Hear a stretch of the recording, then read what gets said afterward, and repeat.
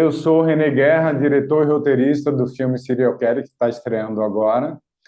É um filme que acompanha uma jornada de uma cantora de forró que atravessa Alagoas. A gente não sabe ao certo se ela é alagoana, se ela é nortista, mas ela é considerada a primeira serial killer do Brasil, porque ela vai deixando um rastro de assassinatos pelo caminho.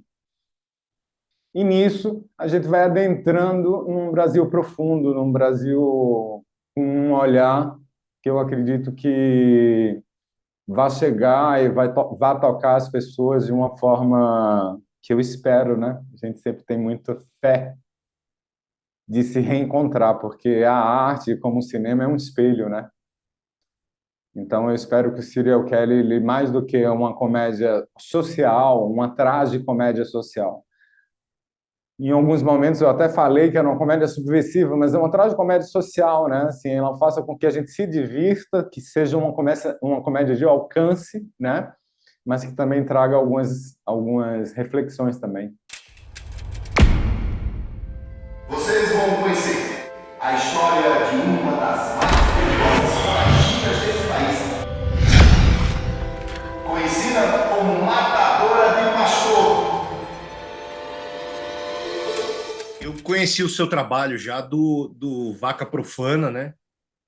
O curta que você fez com a Maeve Jenkins e também com a Roberta Gretchen, que aparece no Serial Kelly, e você dedica o filme a ela no final, né? E é o teu primeiro longa, né? Então eu queria que você falasse como que foi essa tua transição. Você tem uma carreira já consolidada como diretor de curtas, né? E como foi essa estreia, né? Lembrando, claro, que Serial Kelly foi filmado em 2017 e ele chega aos cinemas agora em 2022, né? É um percurso que vem desde 2002, né? Todo o meu trabalho, toda a minha, a minha, eu falo, eu aprendi assim com as meninas assim, de transver o mundo, né? E não é apenas ver, né? Quando a gente se aproxima do universo trans, do universo travesti, o universo drag já é uma arte diferente, né? A gente acaba transvendo o mundo, né? Vendo o mundo atravessando o que os locais postos, ditos da norma ou da normalidade, né? E aí entra a subversão da arte, né? Entra a nossa função, né? De encontrar esses pontos de fuga. Quais são esses pontos de fuga? E desde o Sapatos de Aristeu, que é meu curta de estreia, né? Da minha graduação. Depois, Quem Tem Medo de Cris Negão, que é meio que uma reparação, porque a Cris é a última cafetina, considerada a última cafetina travesti do centro de São Paulo. E aí termina com Vaca Profana, essa tríade que foi escrita pela Gabriela Amaral Almeida. Então, assim, esse universo, de uma certa forma, me faz mergulhar em vários sentidos, em vários aspectos na construção do Kelly, né? De que todos nós somos uma construção social, de que vivemos numa sociedade extremamente racista, misógina, patriarcal, né?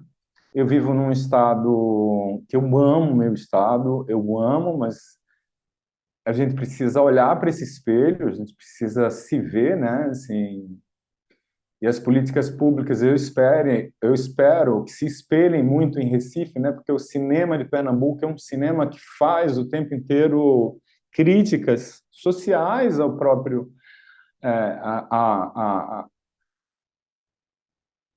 urbanidade, a classe social e tantos outros aspectos de crescimento e desenvolvimento daquele estado, né? Assim, e Alagoas ela não pode fugir disso, porque a arte, tanto a arte quanto a educação também, são instrumentos de consciência, né?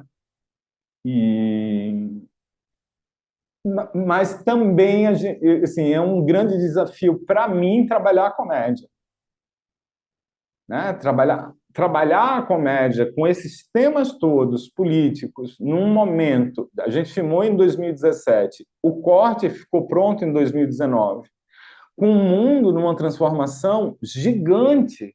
Ou seja, assim, esse filme ele poderia estar completamente datado. Então, assim, eu sou extremamente grato.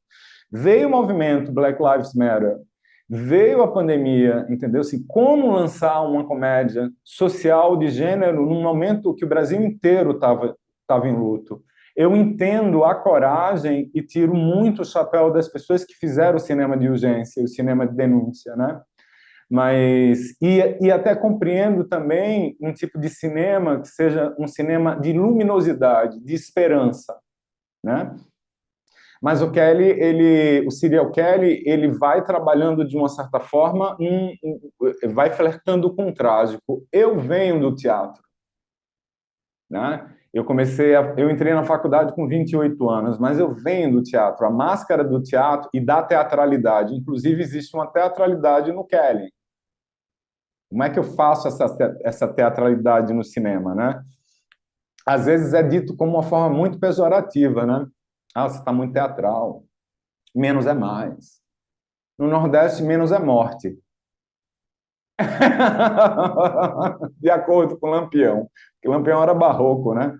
A gente tem uma coisa meio barroca. Então, assim... E aí esse tempo é um tempo de gestação também, é um tempo de muita negociação criativa, na realidade. Era um roteiro com o Marcelo Caetano, né? Um roteiro que durou também 5 anos. Esse roteiro ele não foi feito de uma hora para outra, ele não foi feito por encomenda. Ele foi feito com a ajuda da Bananeira Filmes, ou seja, foi um empreendimento da Bananeira, a gente tinha uma sinopse, a Vânia Catani nos chama, mas ele já tinha uma primeira pesquisa em 2010, num momento de alto consumo, onde o sertão estava consumindo muito, era uma espiral de consumo. Quando a gente volta já no processo de pesquisa via Bananeira Filmes, né, a gente já encontra um sertão, uma guerra santa no sertão. A gente já encontra aqueles shoppings esvaziados, no cinema passando 10 Mandamentos, parte 2.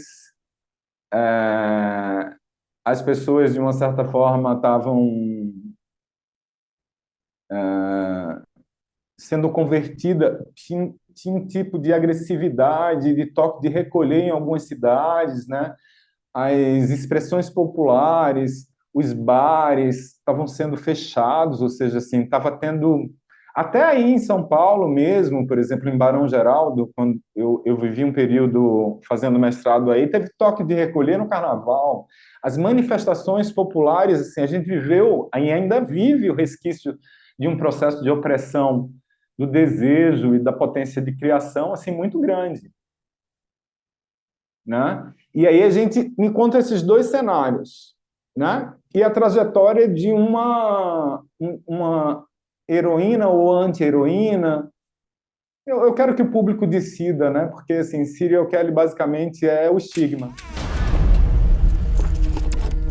Fabiola Silveira, delegada. Você conhecia esse homem?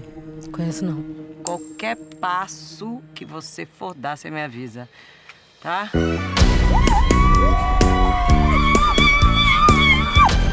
Vocês vão pra onde?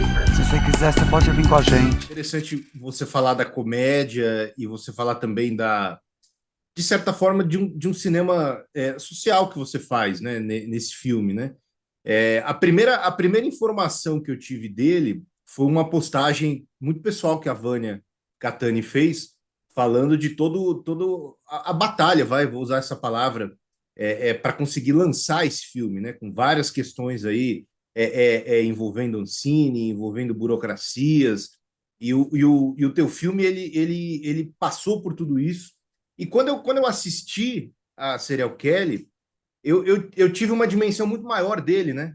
Eu acho que ele acaba falando muito mais, você citou aí o Lampião, mas ele acaba falando de muito mais questões do Brasil do que simplesmente uma comédia sobre uma serial killer, né? Essa questão religiosa, por exemplo, que eu ia te perguntar, que você mencionou agora, O filme, de certa maneira, não é uma denúncia também, né? Apesar de ser uma ficção, mas eu enxerguei isso muito forte no filme, né?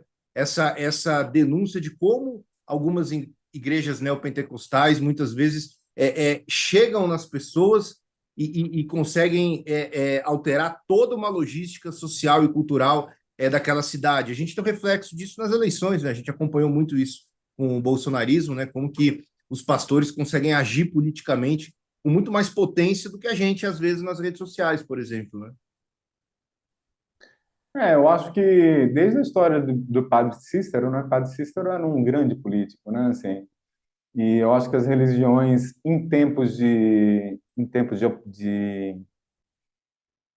seca ou tempo de pobreza, elas tendem a entrar em delírios, né? Assim, ou excitar esses delírios ou desinformações, né? Quando eu digo isso, são instituições, eu não quero generalizar nenhuma específica, mas não temos como ver que existe uma parte de igrejas que são mais violentas e que fazem conversão de pessoas pagando promessas. Então, assim, isso é muito violento, entendeu? Assim, isso é muito violento. Então, assim, é uma denúncia, sim, mas cabe ao filme, e cabe às pessoas, assim, cabe ao filme chegar nas pessoas. Eu acho que o maior mérito do filme é que as pessoas saiam pensando, né? Porque uma das coisas que eu aprendi com o Kelly, com o Serial Kelly, é que a gente vai estar falando sempre, eu como cineasta, sobre as mesmas coisas. Eu nunca vou me trair. Não é porque eu saí, inclusive existe LGBT-fobia, a gente passa pela misoginia, a gente passa por vários conflitos, né? Assim, dentro do filme, assim, sobre a impotência. O mais trágico é a última fala que a Kelly fala para a delegada. Para mim é o mais trágico de tudo. Porque mesmo dentro de quem luta pela diversidade, a gente tem uma fragmentação de força. Uma coisa que o lado oposto e mais obscuro e mais opressor, ele constrói uma lavagem cerebral a ponto das pessoas não questionarem, né?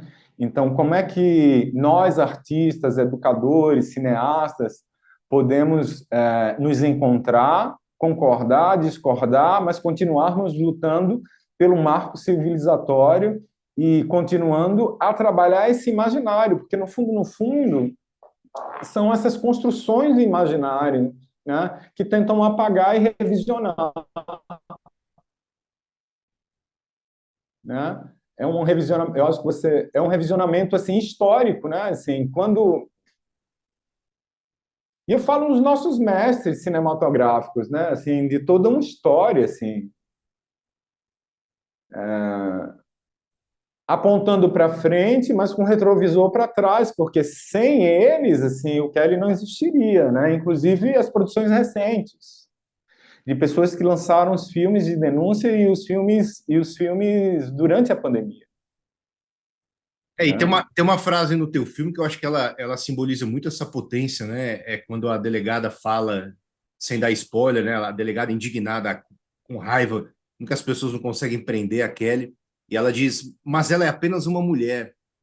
Ela repete isso algumas vezes, né? Mas ela é apenas uma mulher. E eu acho que por trás dessa frase, eu acho que tem toda a potência ali da protagonista do teu filme, que é um pouco disso do que você está falando, né? Como que ela acaba resistindo a uma série de questões, a misoginia, a machismo, a LGBTfobia, mas ela é apenas uma mulher, né? Essa é uma frase Só, que me tocou só, muito. Só, e ainda tem só, só. porque ela está falando dela mesma. A delegada está falando dela mesma. Ela é apenas uma mulher só. Apenas uma mulher só. Né? Porque quando as mulheres, de uma certa forma, sobem, né? E no caso da delegada, ela está buscando, ela nunca vai se tornar um white savior da Kelly. Esse é o grande trágico, é o trágico. Ela tem que cumprir a função dela. Mas até a posição do feminino que queira ajudar, ela não pode demonstrar fragilidade, enquanto o homem até pode. Tem uma série que se chama The Bridge, tem uma cena do crime que todos os homens choram, mas aquela mulher não pode demonstrar naquela exata cena do crime, né? Então, assim, e o que ela fala para a delegada, para mim, não é apenas de uma mulher para uma outra mulher, né? De uma comunidade LGBT para a própria comunidade LGBT, entendeu? Assim, para quem luta pela diversidade, para um outro que luta para quem luta pelas mesmas causas e que se separam na luta, sabe assim? A gente tem que buscar essa unidade. Agora, o filme percorre um caminho de personagens assim muito maravilhosos, assim. Eu acabei de ver o Racionais, né?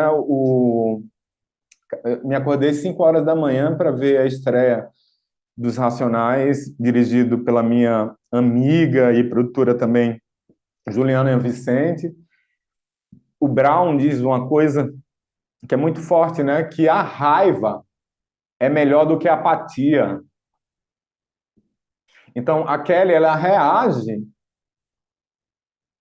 né, a toda essa violência, ou seja, ela é uma personagem sem filtro, assim, ela é puro instinto. E isso era uma coisa que eu e Marcelo Caetano queríamos colocar. Ela é o oposto daquela imagem da justiça e do progresso naquela pintura do oeste americano, onde todos os animais estão sendo afastados, a ferrovia está indo. Ela está voltando com CDs piratas, entendeu? Assim, tentando fazer com que esse instinto que a gente perdeu, mas não um instinto, eu posso dizer a pulsão, né? Mais do que esse instinto que eles utilizam de forma tão cruel. Não é vingança, é justiça, né? E não é ser justiceiro, né? É se defender. Então, sim, é um impulso de sobreviver num território onde as mulheres são demonizadas. Qual o nome da vítima? Travesti, ela se chamava Sheila Jane, doutor. Travesti. E ainda fazia programa. Isso foi encontrado em Piranhas. Acho que é um bom crime também pra gente averiguar, não é mesmo? Eu esqueci, né, que aqui cada defunto cheira diferente. Eu sou maravilhosa. Cada dia. Cadê o George? Você deu fim naquele desgraçado e ficou com o dinheiro dele, não foi? Eu dei um fim nele, Fátima. Mas eu não fiquei com o dinheiro, não. Você é muito linda, sabia? Cara, como é que foi a escolha daquela versão brasileira para Psycho Killer? Que para mim, acho que desde o Deserto Particular, né, com a música da Bonnie Tyler, não tinha uma música que me tocava tanto num filme que nem essa versão da Psycho Killer que vocês colocam ali, né? Como é que foi a tua pesquisa? Você chegou a pesquisar músicas antes de filmar? Isso veio durante a filmagem? A Gabi Amarantos teve participação nisso também, porque ela também canta no filme, né? Como é que foi essa seleção musical aí? No roteiro já tinha referências musicais, né, que vão transformando. O roteiro ele passou por várias alterações depois que a Gabi entrou, porque existiram vários atravessamentos, né, e ela trouxe muita contribuição. Tinha um rascunho, basicamente, de uma versão, mas a Gabi fez a versão dela, do Rapariga Cascavel. É uma versão completamente dela, entendeu? Assim.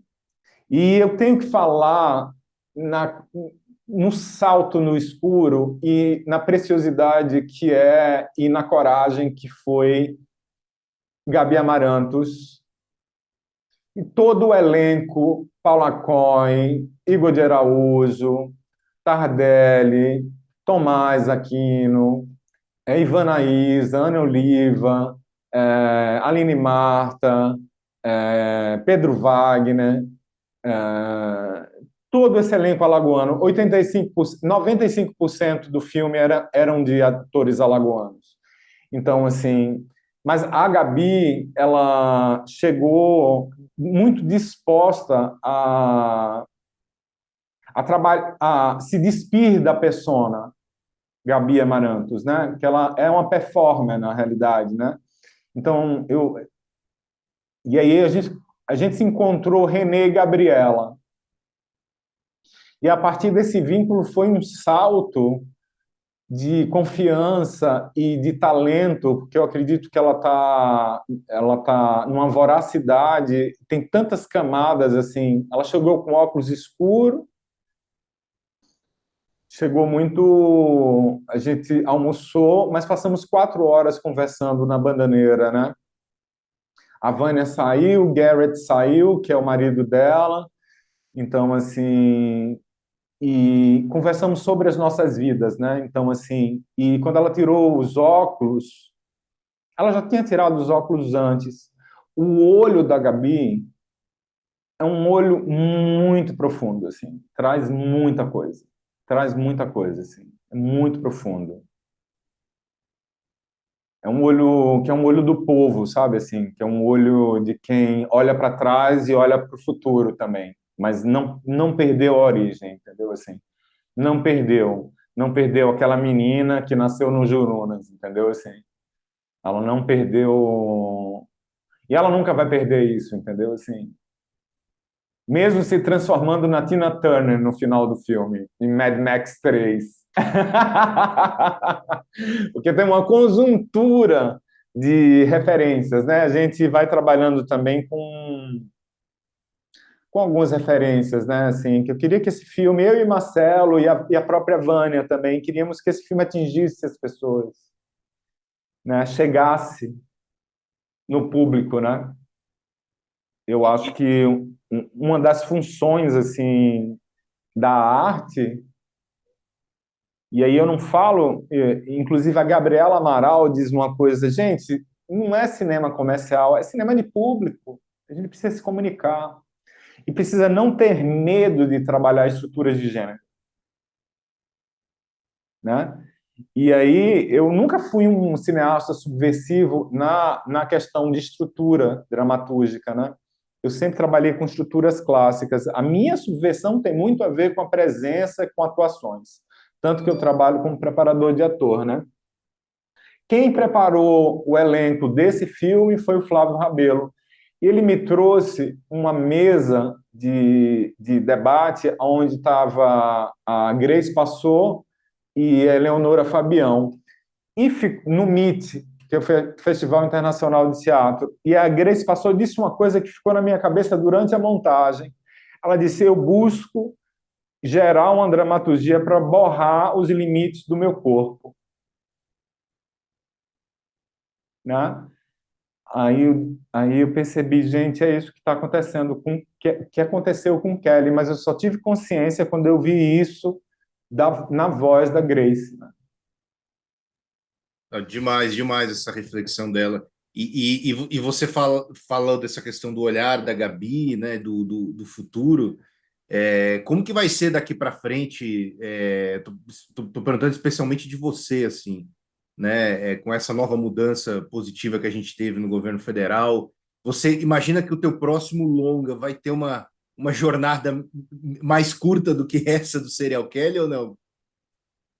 Eu tenho um longa, o Kelly, ele foi gestado basicamente entre foram 7 anos, né, de gestação e filmagem.